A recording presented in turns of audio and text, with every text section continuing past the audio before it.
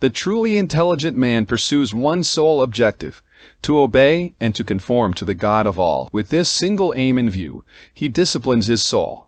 And whatever he may encounter in the course of his life, he gives thanks to God for the compass and depth of his providential ordering of all things. For it is absurd to be grateful to doctors who give us bitter and unpleasant medicines to cure our bodies, and yet to be ungrateful to God for what appears to us to be harsh, not grasping that all we encounter is for our benefit and in accordance with His providence. For knowledge of God and faith in Him is the salvation and perfection of the soul. We have received from God self-control, forbearance, restraint, fortitude, patience, and the like, which are great and holy powers, helping us to resist the enemy's attacks. If we cultivate these powers and have them at our disposal, we do not regard anything that befalls us as painful, grievous, or unbearable, realizing that it is human and can be overcome by the virtues within us. The unintelligent do not take this into account.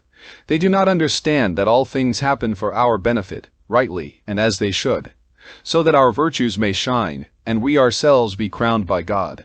The more frugal a man's life, the happier he is, for he is not troubled by a host of cares, slaves, farm workers, or herds. For when we are attached to such things, and harassed by the problems they raise, we blame God. But because of our self-willed desire, we cultivate death, and remain wandering in the darkness of a life of sin, not recognizing our true self. You should realize that the acquisition of material things and their lavish use is only a short-lived fantasy, and that a virtuous way of life, conforming to God's will, surpasses all wealth. When you reflect on this and keep it in mind constantly, you will not grumble, whine, or blame anyone, but will thank God for everything, seeing that those who rely on repute and riches are worse off than yourself. For desire, love of glory, and ignorance constitute the worst passion of the soul.